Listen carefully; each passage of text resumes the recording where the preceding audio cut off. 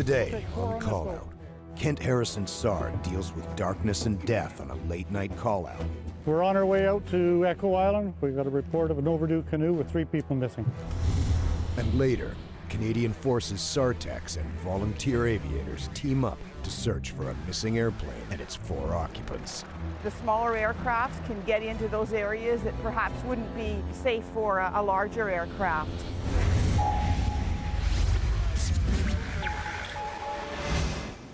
Monday, 10:13 p.m.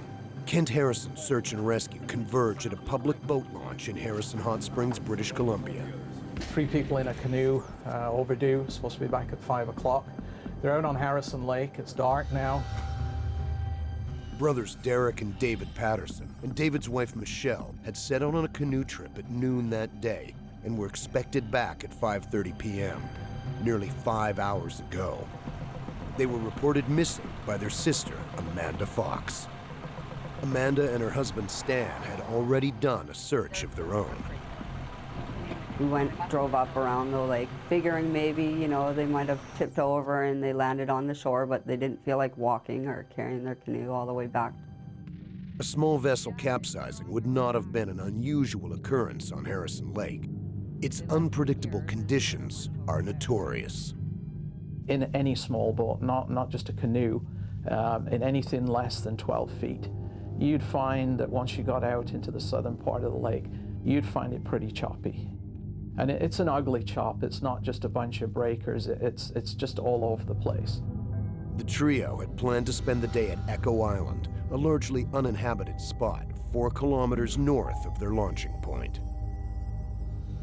Echo Island is just far enough away with the binoculars I had. We could have seen them if they're on their way back, which we didn't see anything.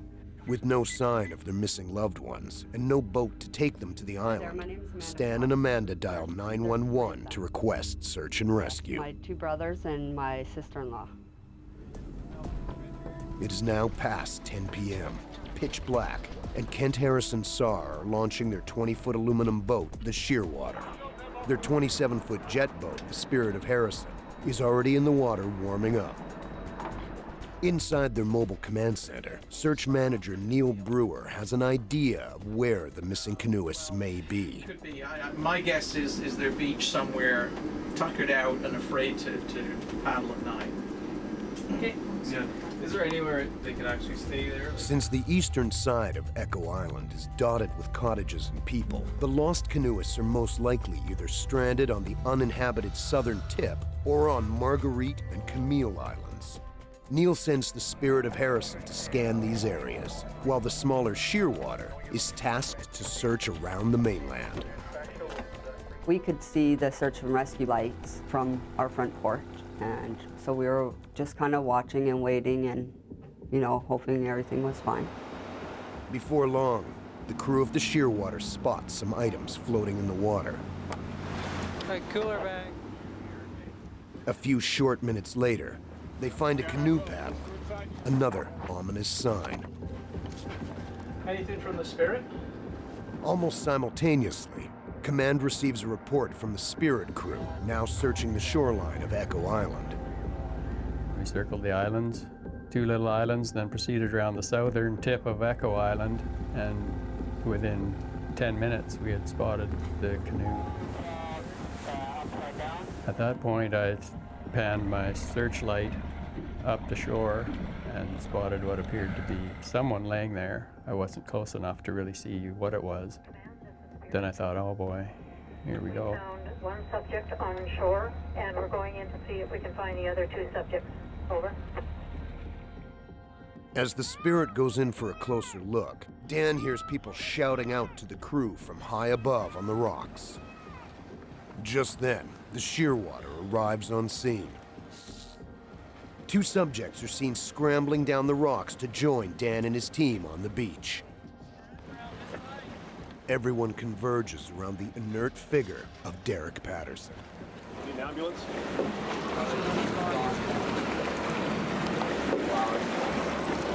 Go. They're waiting back down. We are careful first. We're trying to take it back to the shore. We're gonna get them on your boat here. Okay. I was kind of torn. This is something new for me, that the subjects had to go, like, we had to go right down past the brother on the shore. And then as we got down there, the other boat came in right then. So then we had everybody right there. And it was kind of a strange situation, strange scenario. Meanwhile, Command is looking for an update. Command Shearwater, go ahead. Yeah, just looking for an update on their status, whether we need any medical attention on this end. We have one code for it. Other two are okay. Subject code 4, confirm. That's affirmative. I didn't expect that we would be dealing with any deceased persons that night. I think I was hopeful that these people were sat on a beach somewhere and it had simply got dark on them and they were waiting for daylight to come home. Command, Spirit. I think at this point, Shearwater stay on scene with the code 4, and the Spirit brings the other two subjects back. I think it would be a little more comfortable in the cabin on the Spirit just to keep them warm. The team is shaken, but they focus on the task at hand. Get the survivors warmed up and off the island. We have Michelle and David on board, transporting them back to you. Over. The Shearwater crew will remain on scene with the deceased subject.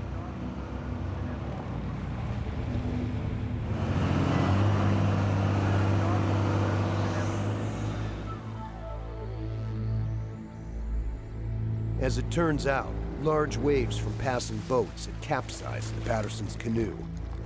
Unable to flip the canoe upright, they decide to swim about 200 meters back to Echo Island in the frigid waters.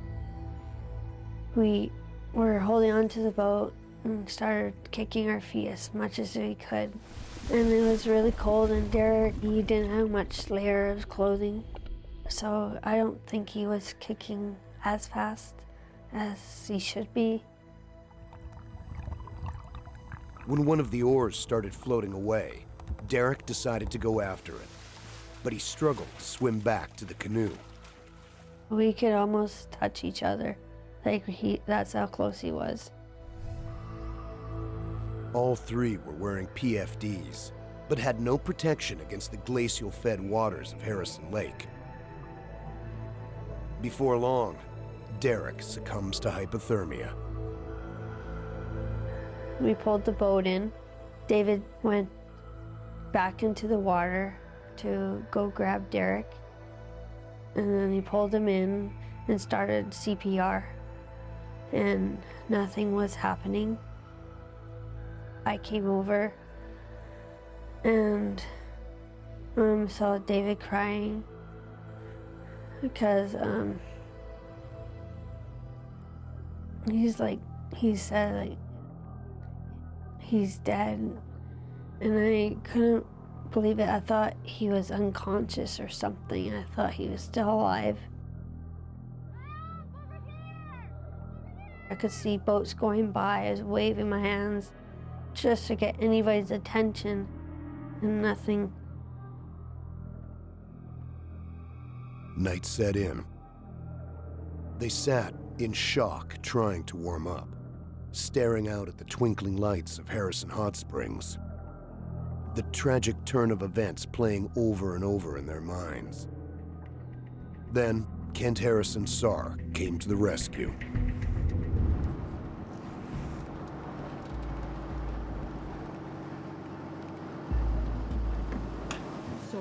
Rita, he says his sister just lives across the street. Yeah, but the officer's here. We're waiting for the ambulance. Can somebody take him?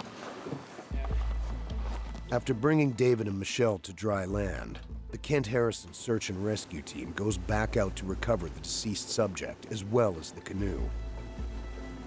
Their night won't end until 2 in the morning. Tonight, Kent Harrison has brought some comfort and closure to a family that now begins another journey. A journey of grief and remembrance. For Kent Harrison, it's yet another chapter in a book of rescues written daily in Canada's vast but unforgiving landscape. I think the group that we have, some of them have been with us for as long as 25 years. They're very seasoned, they're very empathetic, they're family people. They're certainly not heroes, they're not out there like Rambo. They're just very good, I think, genuine people who can size up a situation and know how to deal with it. Now, Canadian Forces SARTECs and volunteer aviators search for a missing airplane and its 4 occupants. If it's later during the search, we'll be using helicopters and hoist the SARTEC to this side.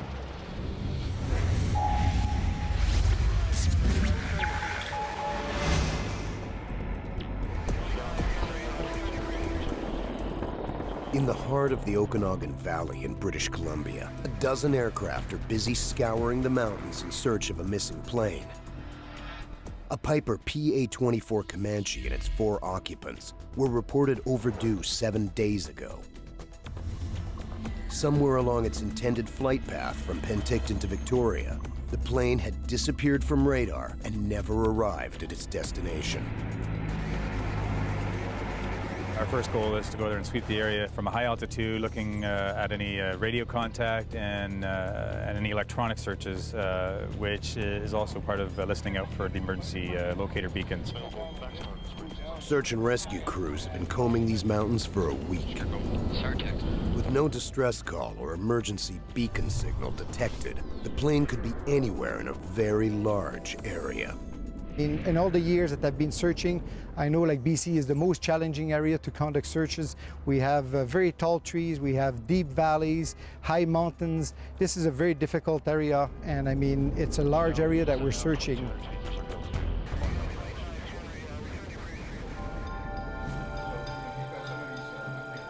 Behind this massive search effort are not only military crews, but civilian ones as well. Civilians such as Dave Qualley, a private pilot from Vancouver. For me, this is day 2. I've just joined the search yesterday, so in some ways I'm a little fresher than some of the other pilots, so it's going to give me a chance to give them some relief so they can take a day or 2 off. Which aircraft are up from here that will be coming back today? The civilians gathered here at the Kelowna airport all belong to the Civil Air Search and Rescue Association, CASERA, a volunteer organization with over 2,500 members across Canada. CASERA's role in search and rescue is to provide supplemental air capability for searches, whether it be helping the Canadian military do air searches for downed aircraft, or whether it be helping the RCMP find missing persons. CASERA volunteers contribute by piloting their own plane or by acting as navigator or spotter. A typical search crew is made up of 1 pilot, 1 navigator, and 2 spotters. Naturally, a pilot must be qualified to fly a plane. A navigator, on the other hand, must undergo standard training, but does not need to have a pilot's license. Their job is to keep track of the maps, navigate the plane to get me to the search area, and once we're in the search area, to document the area we cover.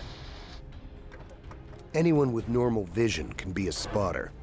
A spotter's job consists of visually scanning the search area for any clue. Their sole job is to look out the window and nothing but. So in a way, they're the most important people on board the plane, because without them, we're just out flying around. Spotting may seem straightforward, but an enormous amount of focus is required, especially when the missing plane is small, like the Comanche in today's search. It's very tiring being a spotter. They like to change them off every so many minutes. It can range from 15 minutes to half an hour. One of the crews described the searching as looking through a head of broccoli. And it was a great analogy because certainly the types of trees and the shrubs indicate that there's a lot of space below, but with the canopies this time of year, it's hard to see through the treetops. Trained spotters are a valuable asset and are therefore often called upon to sit on military aircraft. We sit in these lovely bubble windows and try hopefully to find the missing occupants. The missing Comanche and its 4 occupants could be anywhere along the Penticton-Victoria corridor. To keep track of the progress, the large search area is divided into grids, which are assigned to the crews. It's then up to each individual navigator to construct their flight plans. They would then plan how they would approach their particular area. If it's mountainous, where they would begin, where they do the high peaks first, and then do contours around these peaks, and then do the valleys. So a lot of planning and consideration goes into how you approach your particular area. Pilot Mark Payer and navigator Nick Tarasiuk have established their route for the day. Like the other crews, they will conduct the air search at 3 different altitudes, starting high up and working their way down. Initially, they will fly at 450 meters above ground, allowing a visual range of 5 kilometers on either side of the plane. If nothing is spotted, the pilot will fly lower to the ground, narrowing the visual range to 1.5 kilometers on each side. In the final stages, aircraft will fly at a mere 150 meters above the ground, so that the spotters can scan the area in more detail. That's where we're at on day 7, getting closer, lower to the ground, getting in between the trees, and trying to pick up any anomalies in the landscape, such as a broken tree, a swath cut, something that looks unnatural that a trained spotter would know to look for. 12:45 p.m. Crews have had no luck locating the missing aircraft in the morning's assigned search grids. It's a new area for us, so no joy. After quickly refueling their planes and their stomachs, they're back out again. A number of challenges have been complicating this particular search. Friends of the missing pilot are offering a $10,000 reward for finding the wreckage. Independent searchers have taken to the skies and are posing a safety risk to military and Casera crews. Furthermore, smoke from neighboring wildfires is reducing visibility. This has probably been one of the worst fire seasons since 2003 for British Columbia. It creates a haze in the air, which lessens our visual acuity. It's important to keep situal awareness when you're flying low level in the mountains and being able to see all the aircraft. It also hampers our vision on the ground too, and that's an important factor. Forest fires, weather conditions, and air traffic are closely monitored by the search coordinators from inside their temporary base. Besides coordinating and tasking crews, Casera also works hand in glove with military search and rescue. If a Casera plane spots the missing Comanche aircraft or any of its occupants, search coordinators will notify the Canadian forces. The SARTECs will then parachute to the site to rescue the subjects. In this incident, however, the likelihood of survivors is very low. Another approach will be taken. If it's later during the search, we'll be using helicopters and hoist the SARTEC to the site and conduct the investigation on the location. In this particular call-out, the military is highly involved.